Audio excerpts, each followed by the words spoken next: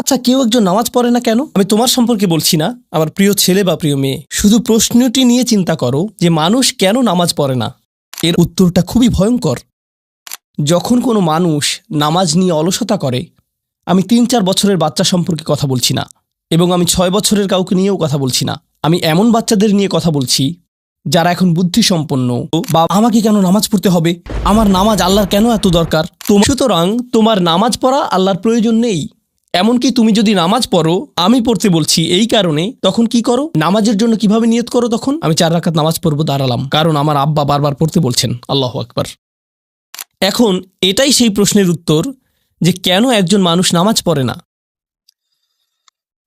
رب اشرح لي صدري ويسر لي أمري واحلل عقدة من لساني يفقهوا قولي اللهم ثبتنا عند الموت بلا إله إلا الله اللهم اجعلنا من الذين آمنوا وعملوا الصالحات وتواصوا بالحق وتواصوا بالصبر آمين يا رب العالمين। যখন কোনো মানুষ নামাজ নিয়ে অলসতা করে, আমি ৩-৪ বছরের বাচ্চা সম্পর্কে কথা বলছি না, এবং আমি ৬ বছরের কাউকে নিয়েও কথা বলছি না। আমি এমন বাচ্চাদের নিয়ে কথা বলছি যারা এখন বুদ্ধিসম্পন্ন। বাবা পুত্র বা কন্যা মিলে একই লেভেলের ভিডিও গেম খেলতে পারে, তারা একই ধরনের টিভি শো দেখতে পারে, তারা এমন একটি লেভেলে পৌঁছে গেছে যে তারা এখন উচ্চ স্তরের বিষয়গুলো হৃদয়ঙ্গম করতে পারে। আপনার যেসব বিষয়ে আগ্রহ আছে তার কিছু কিছুতে তাদেরও আগ্রহ আছে। টিভিতে আপনি যদি কোনো খেলা দেখেন, তারাও আপনার সাথে দেখে। কিছু কিছু বিষয়ে তারা বুদ্ধিগত দিক থেকে আপনার সমপর্যায়ের। অবশ্যই তারা শিশু, তাদের ব্রেইন এখনো পুরোপুরি পূর্ণতা পায়নি, এখনো কম ক্ষমতা সম্পন্ন, কিন্তু কিছু পর্যায়ে তারা ইতিমধ্যে বুদ্ধিমান সত্তা হয়ে গেছে, এবং এখন তারা নিজস্ব সিদ্ধান্ত নেওয়ার ক্ষমতা প্রদর্শন করছে। তারা নিজের জন্য চিন্তা করতে পারে এবং বুদ্ধিমান প্রশ্ন করতে পারে। অতএব নবীন কিশোর কিশোরীরা, তোমরা যারা শ্রোতাদের মধ্যে বসে আছো, তোমাদের শিশু হিসেবে সম্বোধন করছি না, আমি তোমাদের কিশোর কিশোরী হিসেবে সম্বোধন করছি। মনে করো তোমাদের বাবা তোমাদের সাথে কথা বলছে, বা তোমাদের মা তোমাদের সাথে এই খুতবায় কথা বলছে। আমি ধরে নিচ্ছি যে আমি আমার নিজের সন্তানদের সাথে কথা বলছি এই খুতবায়। আমি মিম্বারে না, আমি বাসায় বসে আমার বাচ্চার সাথে কথা বলছি। তখন আমি কিভাবে তাদেরকে নামাজ পড়তে বলবো? প্রথম যে বিষয়টা বলে আমি কথা শুরু করতে যাচ্ছি তা হলো, প্রিয় সন্তান, এমন একটি সময় ছিল যখন আমি তোমার কথা জানতাম না, তোমার সাথে আমার কোনো সম্পর্ক ছিল না, তোমার কোনো অস্তিত্ব ছিল না, আমি তোমার ব্যাপারে কোনো পরোয়া করতাম না, তোমার কথা কখনো চিন্তা করতাম না, তুমি আমার নিকট কিছুই ছিলে না। লাম ইয়াকুন শাইআম মাযকুরা। কোরআন বলছে মানুষের জীবনে এমন একটা সময় ছিল যখন কেউ তাকে স্মরণ করত না, একেবারেই না। আমি তোমাকে একটুও ভালোবাসিনি, কারণ তুমি আমার নিকট জিরো ছিলে, কিছুই না। কিন্তু হঠাৎ করে আমার জীবনে তোমার আগমন ঘটল। এমনকি যখন আমি জানতে পারলাম যে তোমার মা তোমার জন্ম দিবে, যখন সে তার পেটের মধ্যে তোমাকে বহন করে চলছিল, এমনকি তোমার মাও ভাবতো কেমন হবে আমার সন্তানটা, কিন্তু আমার কোনো ধারণাই ছিল না, আমার কাছে কোনো তথ্য ছিল না। আমার একটা অংশ এই ভয়ে থাকতো যে তুমি হয়তো আমার মতো হবে, কিন্তু আমার কোনো ধারণাই ছিল না কেমন মানুষ হবে তুমি। এমনকি তুমি যখন একটু একটু করে বড় হচ্ছিলে, তুমি যখন একদম ছোট বাচ্চা ছিলে, আমি আসলে জানতাম না তুমি কে। আমি শুধু জানতাম তোমাকে খাওয়াতে হবে, আর মাঝে মাঝে তোমার থেকে দুর্গন্ধ আসতো। এছাড়া তোমার সম্পর্কে আমি তেমন কিছুই জানতাম না। এখন তুমি যেহেতু বড় হয়ে উঠছো, এখন আমরা পরস্পর কথা বলতে পারি এবং যোগাযোগ করতে পারি। তুমি স্কুলে যাচ্ছ, আমরা একই বাড়িতে বাস করি। আমি শুধু তোমাকে জানাতে চাচ্ছি, আমাদের মধ্যে এই সম্পর্কটি সবসময় বর্তমান ছিল না। আমি তোমাকে আরও জানতে চাই, এই সম্পর্কটি সবসময় বর্তমান থাকবেও না। খুবই অল্প কিছু সময়ের জন্য আমরা দুজন একত্রে থাকব, আর অল্প কিছু দিনের মধ্যেই তুমি পুরোপুরি বড় হয়ে যাবে, তুমি যুবক হওয়ার পথে। এটা খুব দূরের জিনিস না। বস্তুত তোমার বাচ্চাকাল থেকে এখন পর্যন্ত সময়টাকে আমার কাছে 1 মাসের মতো মনে হয়। চোখের পলকে তুমি এখনকার তুমি হয়ে গেছো। কিছু বুঝে উঠতে উঠতেই তুমি বড় হয়ে যাবে। একদিন ইউনিভার্সিটিতে যাবে, চাকরি করবে, বিয়ে করবে, এর সব কিছুই ঘটবে ইনশাআল্লাহ, যদি আল্লাহ ইচ্ছে করেন। যখন ওই ব্যাপারগুলো ঘটবে, তখন আমাদের সম্পর্কটা আর আজকের মতো থাকবে না। বাড়িতে এসে তুমি আমার কাছে ছুটে আসবে না, তুমি আমার সাথে সময় কাটাবে না। তোমার নিজের চাকরি থাকবে, পরিবার থাকবে, স্ত্রী থাকবে বা স্বামী থাকবে, তোমার তখন নিজের জীবন থাকবে। সুতরাং আমাদের হাতে একত্রে যে সময়টুকু আছে তা খুবই সীমিত। এমনকি এই সময়টুকুতেও তোমার স্কুল আছে, আমার চাকরি আছে, আমাকে বাজার করতে হয়। আমাদের হাতে হয়তো দৈনিক 20 মিনিট সময় থাকে সত্যিকারের কথা বলার। আমাদের একসাথে অতিশয় সংক্ষিপ্ত কিছু সময় থাকে। তুমি যখন বড় হয়ে যাবে, তখন আমার সম্পর্কে তুমি শুধু আমাদের একত্রে কাটানো ওই গুটিকত মুহূর্তগুলোর কথাই স্মরণ রাখবে, কারণ আমাদের কাছে একত্রে কাটানোর মতো 24 ঘন্টা নেই, আমাদের নেই। তো মোট কথা, প্রথম যে জিনিসটি আমি তোমাকে জানাতে চাই তা হলো, আমি তোমাকে কোনো মতে চিনি।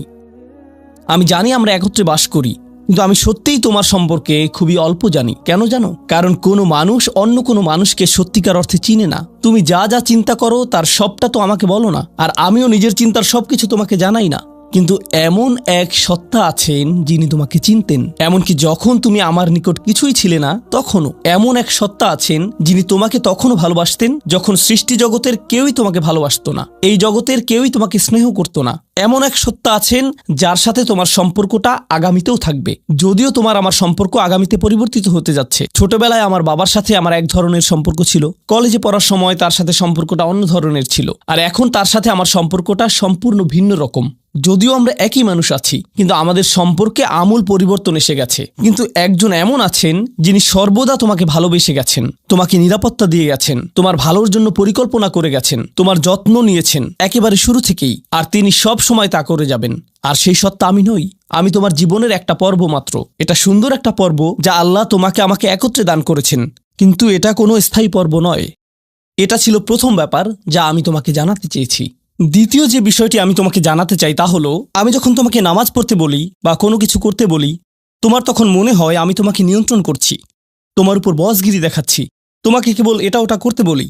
আমি চাই তুমি জেনে রাখো, আমার পক্ষে আসলে তোমাকে নিয়ন্ত্রণ করা সম্ভব নয়। আমি তোমাকে উপদেশ দিতে পারি, কঠোরতা দেখাতে পারি মাঝে মাঝে, এটা সত্য, কিন্তু অতি সত্বর তুমি এতটা বড় হয়ে যাবে যে তখন যত জোরেই আমি চিৎকার চেঁচামেচি করি না কেন, আমার কণ্ঠস্বর যত উঁচুই করি না কেন, যত হতাশাই ব্যক্ত করি না কেন, এতে কোনো লাভ হবে না। কারণ তোমার সিদ্ধান্তগুলো তুমিই নিবে। তুমি এরকম বলবে, আচ্ছা বাবা, আমি একটু পরে তোমাকে কল দিচ্ছি, আমাকে এখন যেতে হবে, আর একটা কল এসেছে। তুমি তখন আমাকে অপেক্ষায় রাখবে আর নিজের কোনো প্রয়োজন সারবে। মূলত অধিকাংশ সময় তোমার পছন্দ অপছন্দের উপর আমার কোনো নিয়ন্ত্রণই থাকবে না। তুমি যখন স্কুলে থাকো এবং বন্ধুদের সাথে আড্ডা দাও, তাদের সাথে কথাবার্তা বলো, আমি ওইসব কথাবার্তার কোনো কিছুই নিয়ন্ত্রণ করি না। আর আমি যদি ইতিমধ্যেই তোমাকে আইপ্যাড বা ফোন বা এরকম কিছু দিয়ে থাকি, আর এগুলো দিয়ে তুমি তোমার বন্ধুদের সাথে যোগাযোগ করো, তুমি তখন কোন ধরনের যোগাযোগ করো তার উপর আমার কোনো নিয়ন্ত্রণই থাকে না। এমনকি যদি আমি ওইসব ডিভাইসে প্যারেন্টিং কন্ট্রোল অ্যাপস ইনস্টল করে দেই, তবুও আমি তোমার চিন্তা নিয়ন্ত্রণ করতে পারি না। আমি কিছুটা নিয়ন্ত্রণ পেতে পারি, কিন্তু সেটা খুবই সীমিত। তবে এমন একজন আছেন যিনি নিয়ন্ত্রণ করে গেছেন তোমার শরীরের প্রতিটি কোষ। একসময় তুমি যে মাইক্রোস্কোপিক তরল পদার্থ ছিলে, সেটাও তিনিই নিয়ন্ত্রণ করে গেছেন, যা তোমার মায়ের গর্ভে বড় হচ্ছিল, যা নিয়ন্ত্রণ করছিল তোমার জেনেটিক ক্রোম, যার উপর ভিত্তি করে তোমাকে সৃষ্টি করা হয়েছে। কেমন হবে তোমার শরীরের রং, তোমার চুলের আকৃতি, তোমার চোখ, তোমার বুদ্ধি কেমন হবে, তুমি কতটা লম্বা বা বেটে হবে, এর সবকিছুই তিনিই নিয়ন্ত্রণ করে গেছেন। তোমার উপর আসলে তার নিয়ন্ত্রণ আছে, আমার নয়। আমার একটি কথা মনে পড়ে গেল, যা রাসূল সাল্লাল্লাহু আলাইহি সাল্লাম তার মেয়ে ফাতিমা রাদিয়াল্লাহু আনহাকে বলেছিলেন, ইয়া ফাতিমাতু বিনতি মুহাম্মদ ইত্তাকিল্লাহ ফা ইন্নী লা আমলিকু লাকি মিনাল্লাহি শাইআ। ও ফাতিমা, মুহাম্মাদের কন্যা, আল্লাহর ব্যাপারে সচেতন থাকো। আল্লাহর নিকট আমার কোনো কর্তৃত্ব থাকবে না তোমার ব্যাপারে। এখন আমরা পরবর্তী পয়েন্টে এসে গেছি, যা এই কথার সাথে সম্পর্কিত।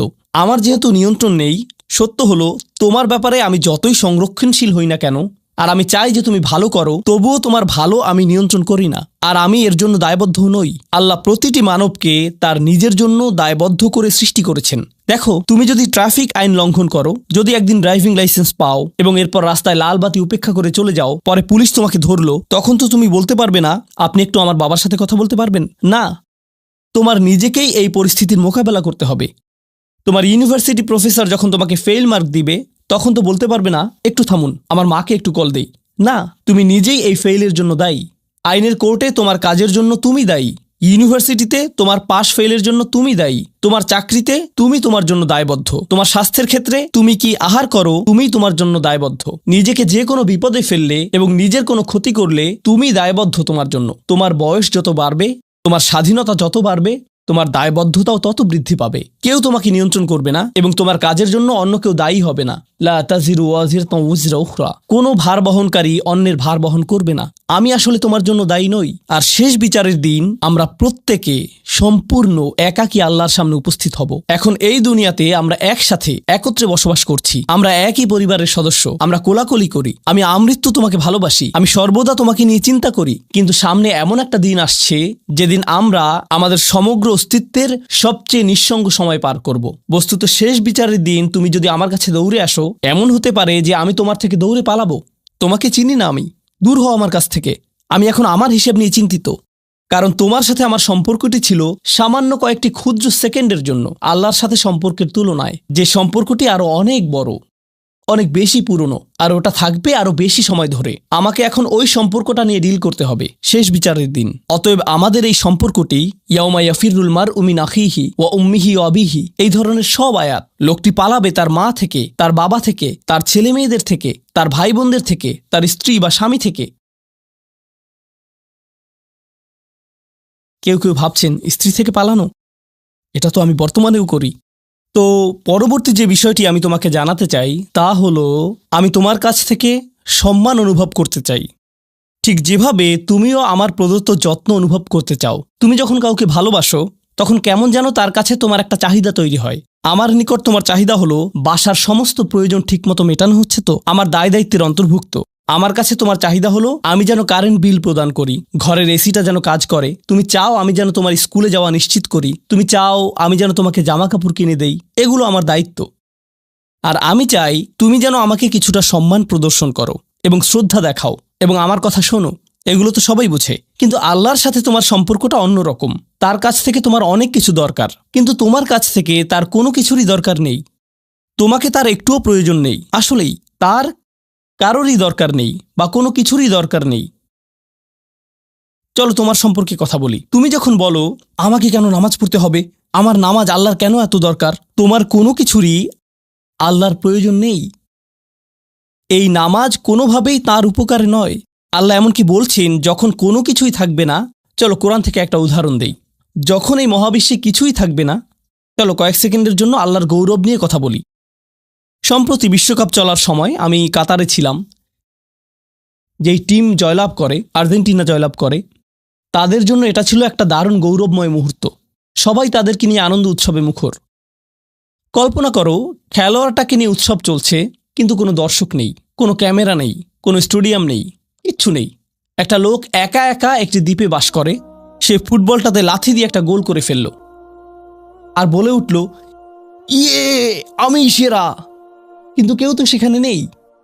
এমন ঘটনার কথা শুনলে মনে করবে লোকটি পাগল হয়ে গেছে, তাই না? গৌরব পেতে হলে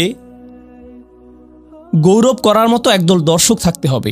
স্বীকৃতি পেতে হলে একদল মানুষ আশেপাশে থাকতে হবে যারা স্বীকৃতি দিবে। প্রশংসা পেতে হলে, কদর পেতে হলে নিজে নিজে তো আর প্রশংসা পেতে পারো না। এমন কেউ থাকতে হবে যে তোমার জন্য এই প্রশংসাটা করবে। কিন্তু আল্লাহ বলেন, কুল্লু মান আলাইহা ফান ওয়া ইয়াবকা ওয়াজহু রাব্বিকা যুল জালালি ওয়াল ইকরাম। তিনি বলেন সব কিছুই ধ্বংস হয়ে যাবে এই ধরাপৃষ্ঠের, তথাপি তোমার রবের চেহারা থেকে যাবে। আল্লাহই একমাত্র সত্তা, যিনি তখনও মহিয়ান এবং গরিয়ান। এমনকি যখন তার প্রশংসা এবং গৌরব বর্ণনা করার কেউ থাকবে না, অন্য যে কারো ক্ষেত্রে কাউকে না কাউকে এটা করে দিতে হয়। তাই আল্লাহর প্রয়োজন নেই আমার নামাজের, আমার হালাল মুরগি খাওয়া আল্লাহর প্রয়োজন নেই, আমার মন্দ বলা থেকে বিরত থাকাও আল্লাহর প্রয়োজন নেই। তাই নিজের মাথা থেকে এই চিন্তা দূর করে দাও যে নামাজ পড়ার মাধ্যমে তুমি কোনোভাবে অন্য কারো উপকার করছো। আল্লাহ এমনকি বলছেন, ইয়ামুন্নুনা আলাইকা আন আসলামু, তারা মনে করে তারা ইসলাম গ্রহণ করে তোমাকে ধন্য করেছে। লা তামুন্নু আলাইয়া ইসলামাকুম, আমাকে বলতে এসো না যে তোমার ইসলামের মাধ্যমে তুমি কোনোভাবে আমার উপকার করেছো। বালিল্লাহু ইয়ামুন্নু আলাইকুম, বরং আল্লাহই তোমাদের প্রতি অনুগ্রহ করেছেন। এখন পরবর্তী বিষয়, আচ্ছা কেউ একজন নামাজ পড়ে না কেন? আমি তোমার সম্পর্কে বলছি না, আমার প্রিয় ছেলে বা প্রিয় মেয়ে। শুধু প্রশ্নটি নিয়ে চিন্তা করো যে মানুষ কেন নামাজ পড়ে না। এর অনেকগুলো উত্তর থাকতে পারে, আর এই প্রশ্নের উত্তর আল্লাহর কাছেও আছে। উত্তরটা খুবই ভয়ঙ্কর। এই উত্তরটি আমি খুতবার শুরুতে পড়েছি। তিনি বলেন, ফালা সাদ্দাকা ওয়ালা সাল্লা ওয়ালাকিন কাযযাবা ওয়া তাওয়াল্লা। সে আসলে সত্য গ্রহণ করেনি এবং সে নামাজও পড়েনি। তিনি কাফির সম্পর্কে বলছিলেন। তিনি দুইটা জিনিস বলেছেন, এই লোকটি সত্য গ্রহণ করেনি এবং নামাজও পড়েনি। কথাটা ভাবনার উদ্রেক করে। যদি বলা হয় সে সত্য গ্রহণ করেনি, আমার আশা হলো তিনি বলবেন লা সাদ্দাকা ওয়ালা আমানা, কিন্তু তিনি বলছেন লা সাল্লা। এর মানে হলো আল্লাহর সত্য গ্রহণ করার ব্যাপারে তোমার অন্তরে কিছু একটা মিসিং আছে। না না না, বাচ্চাটা বলে আমি আল্লাহকে বিশ্বাস করি, আমি মুসলিম। হ্যাঁ, তুমি এখানে মুসলিম, তোমার মাথায়।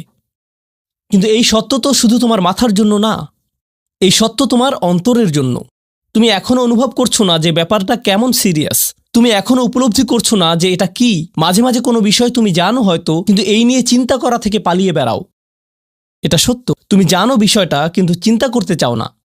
আর তাই এটা যেহেতু মিসিং, ঠিক এই কারণে আমি সহজেই নামাজের কথা ভুলে যাই কখনো কখনো, এবং তুমিও ভুলে যাও কখনো কখনো। এমনটা ঘটে কারণ আমাদের অন্তর কিছুটা বিভ্রান্ত হয়ে পড়ে। দিনের এই সত্যতা, আল্লাহকে সেই সত্যটা, সেই অকাট্য সত্যটা আমাদের মস্তিষ্কের পেছনের কোনো একটা সেলফে গিয়ে পড়ে থাকে। আমরা অন্য কিছুতে ব্যস্ত হয়ে পড়ি এবং এই নিয়ে আর চিন্তা করি না। আল্লাহ এটাই বলেছেন।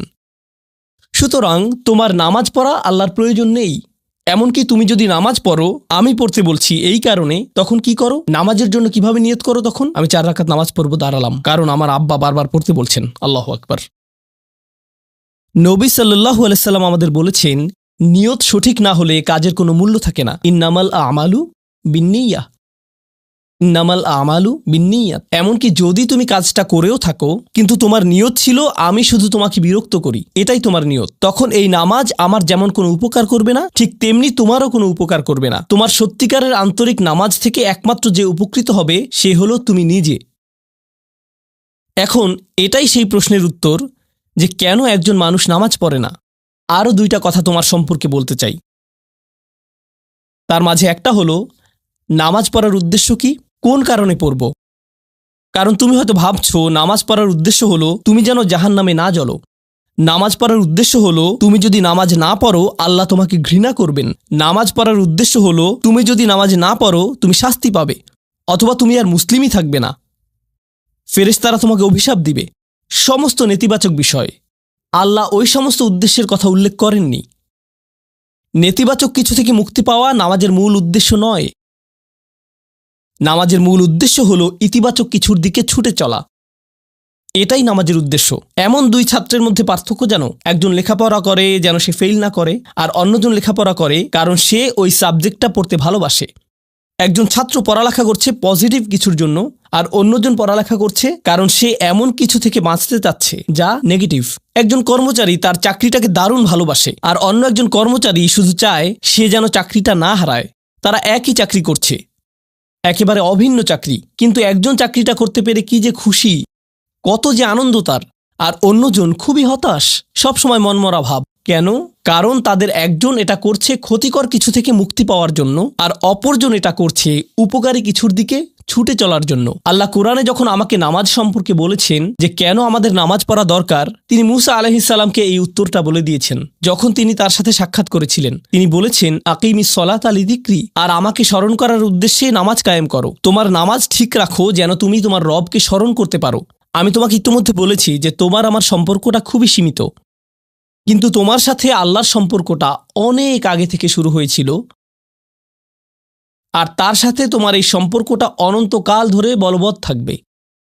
তাই সেই সম্পর্কটির কথা স্মরণে আনা আবশ্যক, কারণ ভালো যত কিছু তোমার কাছে আসে তা আসে ওই সম্পর্কটা থেকেই। সামান্য কিছু ভালো জিনিস তোমার বাবার কাছ থেকে আসে, কিছু কিছু ভালো জিনিস, কিন্তু সকল ভালো জিনিস যা তোমার কাছে আসে তা আসে একমাত্র ওই সম্পর্কটির কারণে।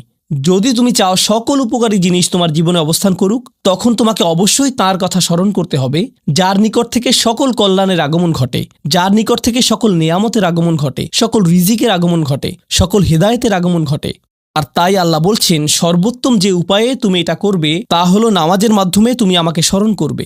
এজন্যই তোমার নামাজ পড়া দরকার।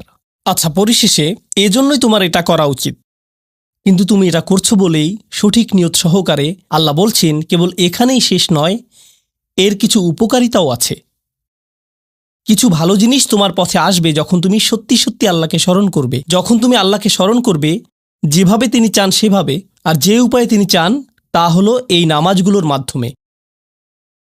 তুমি যদি এটা করতে পারো, আল্লাহ বলছেন ইন্না সলাতা তানহা আনিল ফাহশাই ওয়াল মুনকার। এমনকি এই আয়াতেও ওয়ালা যিকরুল্লাহি আকবার, তিনি বলছেন নামাজের মধ্যে এই উপকারটি আছে যে এটা তোমাকে অশ্লীলতায় পড়ে যাওয়া থেকে রক্ষা করবে। কারণ অশ্লীলতা তোমার চারপাশে বিরাজমান, আর আমি প্রিয় পুত্র তোমাকে এটার সম্মুখীন হওয়া থেকে রক্ষা করতে পারবো না। অশ্লীলতা তোমার ফোনে, অশ্লীলতা তোমার স্কুলে, অশ্লীলতা তোমার বন্ধুদের মাঝে, অশ্লীলতা ঈদের অনুষ্ঠানে। যখন কোনো কর্নারে গিয়ে বন্ধুদের সাথে আড্ডা দাও, অশ্লীলতার উপস্থিতি তুমি সর্বত্র দেখতে পাবে। প্রতিবার যখনই তুমি অশ্লীলতার দিকে এগিয়ে যাবে তোমার অন্তর ক্ষতিগ্রস্ত হয়ে পড়বে। আর আল্লাহ বলছেন, যদি তুমি এই নামাজগুলো আদায়ে যত্নবান হও, এগুলো তোমাকে অশ্লীলতার করাল গ্রাস থেকে রক্ষা করবে। একবার যদি তুমি অশ্লীলতায় ডুবে যাও, তখন তুমি হয়ে পড়বে যেমন তুমি যদি দূষিত বাতাসে নিঃশ্বাস নাও, প্রথম তোমার কাশি আসবে, কিন্তু যদি এতে বেশিক্ষণ অবস্থান করো, একসময় এতে তুমি অভ্যস্ত হয়ে পড়বে। অশ্লীলতাও ঠিক এরকম। এতে আকণ্ঠ নিমজ্জিত থাকলে একসময় এটাকে আর বড় অপরাধ বলে মনে হবে না। নিজেকে এর থেকে রক্ষা করার কোনো গরজ অনুভব করবে না আর, কারণ তোমার প্রতিরোধ ব্যবস্থা দূষিত হয়ে গেছে। এরপর তুমি এমনকি আরও বিষাক্ত আচরণের জন্য প্রস্তুত হয়ে যাবে, এমনকি আরও জঘন্য বিষয় ওয়াল মুনকার, এমনকি আরও ঘৃণ্য কাজও তোমার দ্বারা সম্পন্ন হয়ে যেতে পারে। অধঃপতনের অতল গহ্বরে হারিয়ে যাওয়া থেকে এই নামাজগুলো তোমাকে রক্ষা করবে। এই জন্যই তোমার নামাজ পড়া দরকার। এই সমস্ত কারণেই তোমার নামাজ পড়া প্রয়োজন। আমি বলেছি এই জন্য না। এই সমগ্র ভ্রমণের শেষে সিদ্ধান্তটা সম্পূর্ণরূপে তোমার। কারণ আল্লাহ হয়তো আগামীকালই আমাকে নিয়ে যেতে পারেন, আল্লাহ হয়তো আমাকে 1 বছরের মধ্যেই নিয়ে যেতে পারেন। তোমার এবং আমার মাঝে যে এই সম্পর্কটা বর্তমানে আছে, এমনকি যদি আমরা 100 বছরও বাঁচি, আমরা এর চেয়ে বেশি বাঁচতে পারবো না। একটা সময় আছে যখন এর সমাপ্তি ঘটবে, কিন্তু ওই সম্পর্কটি, তুমি যদি সত্যিই ওই সম্পর্কটি সম্মান করতে চাও, নামাজ পড়ো। তোমার প্রতি এটাই আমার উপদেশ। এখন আমি পিতামাতার উদ্দেশ্যে কথা বলবো। এটা হবে ছোট্ট একটা রিমাইন্ডার আমার জন্য এবং আমাদের সবার জন্য, আমাদের পিতামাতাদের জন্য। সন্তানাদি আল্লাহ প্রদত্ত একটা নিয়ামত। তাদেরকে এজন্য দেওয়া হয়নি যেন আমরা তাদের নিয়ন্ত্রণ করতে পারি। যত বেশি আমরা তাদেরকে নিয়ন্ত্রণ করতে চাইব, তত বেশি হতাশ হব সকল অবস্থাতেই। আমি দেখেছি এমনটা, বিশেষ করে যে পরিবারগুলো তাদের সন্তানদের দ্বীনের সুরক্ষা করতে চায়, তারা যত বেশি সন্তানদের উপর জোর করে দ্বীন চাপিয়ে দিতে চায়, তত বেশি ওই ছেলেমেয়েগুলো অদ্ভুত সব উপায়ে বিদ্রোহ প্রকাশ করে। কারণ যে বিষয়টা আল্লাহ চান আপনি তাদেরকে প্রদান করুন, আপনার ছেলেমেয়েদের কাছে আপনার যে সুযোগ আছে, সেটা তাদেরকে আপনার আদেশ নিষেধ মানতে বাধ্য করার জন্য নয়। সুযোগটা এই জন্য দেয়া হয়েছে যেন আপনি তাদেরকে এমন সব বিষয়ে চিন্তা করাতে পারেন যা শুধু আপনার পক্ষেই চিন্তা করানো সম্ভব। তাদেরকে এমন সব বিষয়ে পছন্দ করাতে পারেন যা শুধু আপনার পক্ষেই পছন্দ করানো সম্ভব। আপনার বাচ্চাটা বাস্কেটবল পছন্দ করে কারণ সে আপনাকে বাস্কেটবল খেলতে দেখেছে। সে প্লে স্টেশন পছন্দ করে কারণ সে তার বাবাকে প্লে স্টেশনে খেলতে দেখেছে। এভাবে আপনি বাচ্চাটার অন্তরে কোনো কিছুর জন্য ভালোবাসা তৈরি করে দিতে পারেন, কারণ আপনি যেরকম, আপনার পক্ষে এটা করা সম্ভব। আর যখন বাচ্চাদেরকে বলতে থাকেন তোমার হোমওয়ার্ক করো, তোমার হোমওয়ার্ক করো, আপনার সন্তানের বয়স যখন 40 হবে, সে তখন বলবে না আমি হোমওয়ার্ক ভালোবাসি, কিন্তু 40 বছর বয়সেও সে বলবে আমি বাস্কেটবল ভালোবাসি, আমার বাবা সবসময় বাস্কেটবল খেলতেন। আপনি যা ভালোবাসেন তা ট্রান্সফার হয়ে তার কাছে চলে যায়, আর যা করতে বলেন তা প্রত্যাখ্যাত হয়ে যায়। এমনটি আপনার ক্ষেত্রেও ঘটেছিল। আপনার ছেলেমেয়েদের কথা ভুলে যান, আপনার নিজের বাস্তবতাও এটাই। আপনার বাবার কিছু কিছু জিনিস যে আপনি এখনও পছন্দ করেন, তা ভালোবাসার মাধ্যমে আপনার নিকট ট্রান্সফার হয়েছিল। আর আপনার বাবার ওই ব্যাপারগুলো আপনি অপছন্দ করতেন যা তিনি জোর করে আপনাকে গেলাতে চেয়েছিলেন। এখানে উপবিষ্ট প্রত্যেকের বাস্তবতা এটাই, শুধু সেগুলোই গ্রহণ করেছি যেগুলো ভালোবাসার মাধ্যমে হস্তান্তরিত হয়েছিল। ঠিক এই ইশারাটাই আমাদের পিতামাতাদেরকে দেয়া হয়েছে সূরাতুল ইসরার এই আয়াতে, রব্বির হামহুমা কামা রব্বায়ানি সগীরা। রব্বায়ানি মানে যখন তারবিয়া ব্যবহার করা হয় একটি চারাগাছ বড় করার জন্য, আপনাকে চারাগাছটির যত্ন নিতে হবে, এর সযত্নে প্রতিপালন করতে হবে। গাছটির প্রতি চিৎকার চেঁচামেচি করলে তো হবে না, তাড়াতাড়ি বড় হও, তাড়াতাড়ি লম্বা হও। আপনার একে সময় প্রদান করতে হবে। অনেক সময় পোকামাকড় এসে এর পাতাগুলো খেয়ে ফেলতে চাইবে, আপনাকে তখন পোকামাকড় সরিয়ে দিতে হবে। কখনো কখনো একটু কঠোর আচরণ করতে হবে, শুধু অতটুকুই যেন পোকামাকড়গুলো দূর হয়ে যায়। এরপর আবারও এতে পানি দিতে হবে। আমাদের বাচ্চাদের সাথে আমাদের উদাহরণটা ঠিক এমনই। ঠিক এ কারণেই আমরা আমাদের মাতা পিতার জন্য এই দোয়াটা করি। আমি দোয়া করছি আল্লাহ যেন আমাদের সন্তানদেরকে হিদায়াত দান করেন, যা শুধু তার পক্ষেই দেয়া সম্ভব। দোয়া করছি আল্লাহ তাদের অন্তরে ইস্তিকামা প্রদান করুন, যেন তারা তাদের জীবনে সঠিক সিদ্ধান্ত নিতে পারে। আরও দোয়া করছি আল্লাহ তাদেরকে ইব্রাহিম আলাইহিসসালামের দোয়ার মতো করুন, যা তিনি আমাদের সবার জন্য করেছিলেন, রব্বি জাআলনি মুকিমাস সলাতি ওয়া মিন যুররিয়াতি। হে আমার রব, আমাকে সালাত কায়েমকারী বানান এবং আমার বংশধরদের মধ্য থেকেও। আল্লাহ তাআলা এখানে উপস্থিত পিতামাতাদেরকে, আমাকে সহ সবাইকে এমন দৃষ্টান্তে পরিণত করুন যে আল্লাহকে ভালোবাসে এবং যে নামাজকে ভালোবাসে, যেন আমাদের ছেলেমেয়েরা নামাজের প্রেমে পড়ে যায় আমরা যেভাবে নামাজকে ভালোবাসি তা দেখে। বারাকাল্লাহু লি ওয়া লাকুম ফিল কুরআনিল হাকিম ওয়া নাফা'নি ওয়া ইয়্যাকুম বিল আয়াতি ওয়াজ যিকরিল হাকিম।